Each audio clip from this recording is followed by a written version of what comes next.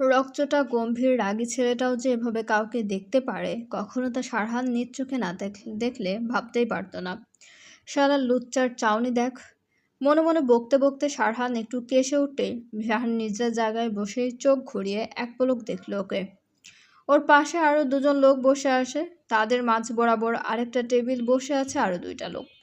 একটু দূরে একটা কাপল বসেছে। একেবারে কর্নারের দিকে বসেছে অল্প বয়সী দুইটা ছেলে মেয়ে, বোধহয় গার্লফ্রেন্ড বয়ফ্রেন্ড। ভিহান কফি খেতে খেতে নিজের ফোনে টাইপ করতে লাগলো, focus on your self dummy dummy. হঠাৎ সারহানের ফোনটা টুং করতেই সেটা তুলে নিল।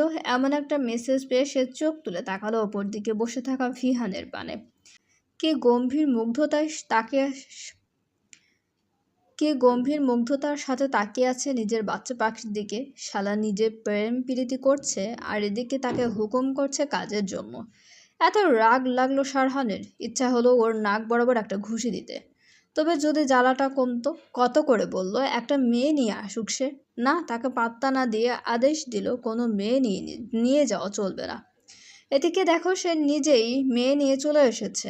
আবার যেন তেন মেয়ে না, নিজের বাচ্চা প্রেয়সী স্বয়ং তার চাচাতো বোন। রাগে নিজের চুল টেনে ধরতে চাইল ও। নিজের বাচ্চা প্রেয়সী যেন তাকে দেখতে না পায়, তার জন্য তাকে এভাবে মাস্ক আর ক্যাপ পরে বসে থাকতে হচ্ছে। ওর কুতকুতি পাখি তাকে দেখে যেন কাজের ব্যাঘাত ঘটাতে না পারে, তাই এই ব্যবস্থা। মাঝখানের সারিতে বসা দুজন লোকদের খাবার চলে আসছে। ওরা নিজেদের মাঝে কথা বলছে। সারহান ওর টেবিলে বসা বন্ধুদের সাথে টুকটাক কথার উত্তর দিলেও ওর কান কেবল ওদিকে নিজের বন্ধুদের সাথে আড্ডা দিচ্ছে এমন মনে হলেও সে আদৌ তো নিজের কাজই করছে। ভিহানও সেম। গাঢ় নয়নে তাকিয়ে আছে নিজের প্রেয়সীর দিকে, কিন্তু শ্রবণ ইন্দ্রিয় কাজ করছে ওই দিকে। রাহা উইংস খেয়ে হু হা করছে, ঠোঁটের পাশে সস লাগিয়ে একাকার। ভিহান ছোট্ট করে হাসে। টিস্যু নিয়ে উঠে নিজেই হাত বাড়িয়ে ওর ঠোঁট মুছে দিয়ে আওড়ায়, ইডিয়েট। মাঝের সারির লোকটা নিজের পকেট থেকে একটা খাম বের করে সেটা ওপর দিকে লোকটার কাছে এগিয়ে দেয়, তীক্ষ্ণ গলায় শুধু বলে, ম্যাপ। সেই লোকটা সেই খাম দেখে সেটা নিজের পকেটে নিয়ে নেয়। আবারও নিজেদের মাঝে কথা বলতে থাকে। ভিহানের ইশারা পেয়ে সারহান ওর পাশের জন্য জ্যাকেটের থেকে একটা খাম বের করে, এরপর নিজের পকেট থেকে একটা কাগজ বের করে সেটা খামে ভরে নেয়। কাজটা এতটা আড়ালে করেছে যে কেউ দেখার উপায় নেই। সারহান ওদের সাথে হাসাহাসি করতে করতে ভিহানকে মেসেজ করে, ডান। ইফ ভিহান ভাই ঝাল। ঠোঁট গোল করে হু হা করছে রাহা। ওর দিকে তীক্ষ্ণ চোখে তাকিয়ে ভিহান দাঁতে দাঁত চেপে বিড়বিড় করলো, ওটা তোর ঝাল নয় ইডিয়েট, আমার মরণ ফাঁদ। রাহা হু হা করছে আর হাত নাড়াচ্ছে। সেদিকে গম্ভীর মুখে তাকিয়ে চকোলেট শেকটা এগিয়ে দিল ভিহান। পিষে গলায় বলল, আমার জানে আর না মারতে চাইলে আগে এটা খায় স্টুপিড। ঝালের ঘোরে রাহা সেসব কিছু খেয়াল করলো না। এক চুমুতে খেতে লাগলো শেকটা। মাঝের সারের খাম নেওয়া সেই লোকটা একটু ওয়াশরুমে যাওয়ার জন্য উঠতেই ভিহান নিখুঁত ভঙ্গিমায় সারহানকে ইশারা করলো। ইঙ্গিত পেয়ে সে নিজেও উঠে গেল ওয়াশরুমে যাওয়ার জন্য। সে এটারই অপেক্ষায় ছিল। কিছুক্ষণ পর সারহানের মেসেজ এলো, কমপ্লিট। ভিহানের ঠোঁটে ক্রোড় হাসি খেলে গেল। বাইরে তখন আকাশ ডাকছিল গড় গড় করে। মাঝে মাঝে বিদ্যুৎও চমকাচ্ছিল। একেবারে হুট করে ঝমঝম করে মুহূর্তে বৃষ্টি নেমে সব ভিজিয়ে দেওয়া শুরু করলো। আয়েশ করে রাহা বৃষ্টি মুখর দিনে নিজের খাবার খেতে লাগলো। এক লম্বা ঢেকুর দিয়ে বলল, ইস, পেটে যদি একটু জায়গা থাকতো, এমন দিনে খিচুড়ি খেলে ভালো লাগতো, তাই না ভিহান ভাই? রাহা আগ্রহ আর উচ্ছ্বাস নিয়ে তাকালেও লোকটা ভ্রু সরু করে একে এমনভাবে তাকায় দেখলো যেন সে খেয়ে ফেলবে। ইতস্তত হলো রাহা। আমতা আমতা করে বলল, এ এমনভাবে তাকাচ্ছে কেন?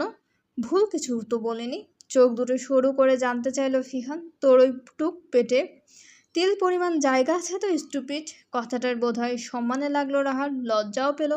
বিরক্তির রেশ ঠোঁটে উল্টে দিয়ে কিছু বলবে তার আগে ঢেকুর এলো আবারও। বলল, নেই বলেই তো এভাবে বলছি, না হলে তো অর্ডারই করে ফেলতাম। ভিহান শব্দ করে শ্বাস ঝাড়ল, মুখ ফিরিয়ে বলল, পেটুক একটা। রাহা রাগলো, চোখে মুখে বিতৃষ্ণা নিয়ে বলল, খাইয়ে টাইয়ে আপনি আমাকে একটা এভাবে খোঁচা দিতে পারেন না ভিহান ভাই। ভিহান কোনো উত্তর জবাব দিল না।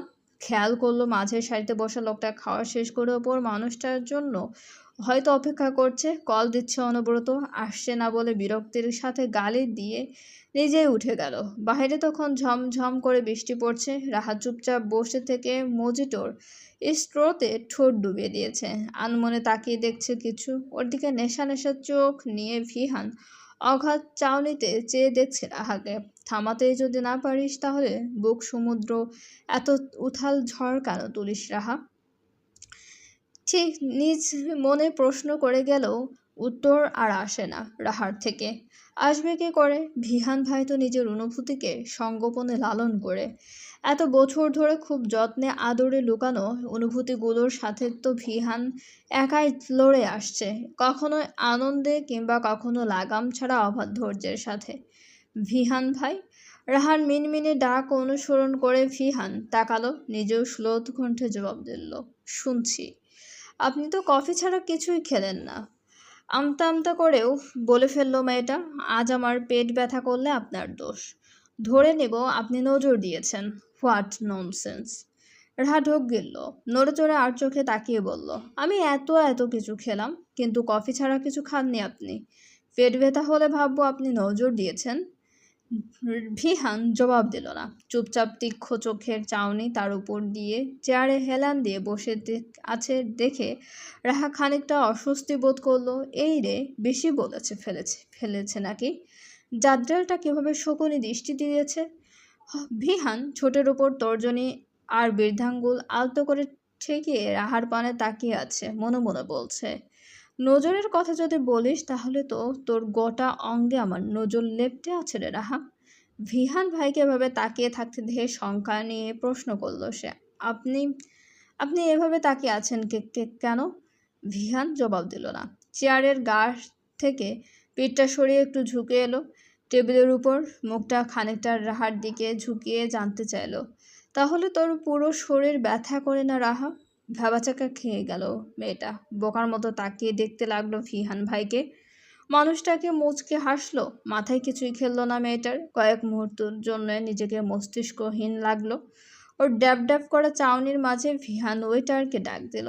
ছেলেটা আসতে নিজের সামলানোর জন্য বারবার পলক ঝাপটালো সে। বাহিরে তখনও ঝুমঝুম বৃষ্টি, এদিকে সন্ধ্যা হয়ে গিয়েছে। কি করবে ভিহান কিছু বুঝলও না। সারহান সহ বাকি সবাই চলে গিয়েছে।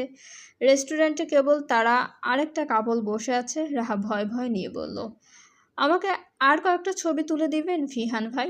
না দিলে? মুহূর্তে রাহা বোকা একটা হাসি দিয়ে বলল, দিন না প্লিজ, দিন না ভিহান ভাই, শুধু কয়েকটা প্লিজ দিন। আপনি তো অনেক ভালো। ভিহান সরু চোখে প্রশ্ন করল, তুই না আমাকে জাদ্রেল ডাকিস? বেশ অস্বস্তিতে পড়ে গেল মেয়েটা, যেন চুরি করতে গিয়ে ধরা পড়েছে। লজ্জায়, শঙ্কায় আর অস্বস্তিতে মেয়েটার মুখ প্রায় চুপসে গিয়েছে। ওর এমন অপ্রস্তুত মুখটা দেখে ভিয়ান ঠোঁট টিপে হাসল। তর্জনী রুচিয়ে শাসানো সুরে বলল, ফার্দার যদি শুনেছি তাহলে তোর পুরোটাই গিলে ফেলবো কিন্তু। রাহা হাসার চেষ্টা করলো, বকা বকা হাসি, কান ধরে উল্লাসে বলল, আচ্ছা আর বলবো না, এবার ছবি তুলে দিন। ভিহান ভাইয়ের ঠোঁট টিপা হাসি দেখে রাহা থমকালো। পরক্ষণে বিষয়টা আন্দাজ করে দ্রুত কান থেকে হাত সরালো। সন্ধ্যার পরপর বৃষ্টিটা একটু কমেছে, বাইরে তবুও গুড়ি বৃষ্টি দেখা যাচ্ছে, খুবই অল্প। এদিকে লম্বা পথ, এখন বের না হলে ফিরতে খুব দেরি হবে। ভিয়ান অগত্যা রাহাকে কঠিন স্বরে প্রশ্ন করলো, এই বৃষ্টিতে যেতে পারবি তো? হ্যাঁ, ভেবে বলছিস? রাহা মাথা নাড়ায়। শেষে ভিয়ান ওর হাত ধরে টেনে নিয়ে যায় বাইকের ধারে। যাওয়ার পথে নিরিবিলি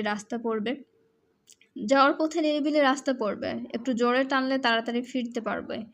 বিচক্ষণ ভিহানটা আন্দাজও করতে পারল না সামনে কোন ভয়ঙ্কর বিপদ তার কলিজা কামড়ে ধরার জন্য অপেক্ষা করছে। চলবে, গল্পটা চলাকালীন বিজ্ঞাপনগুলো সবাই পুরোটা দেখবেন এবং আমাদের চ্যানেলটা প্লিজ সবাই সাবস্ক্রাইব করুন।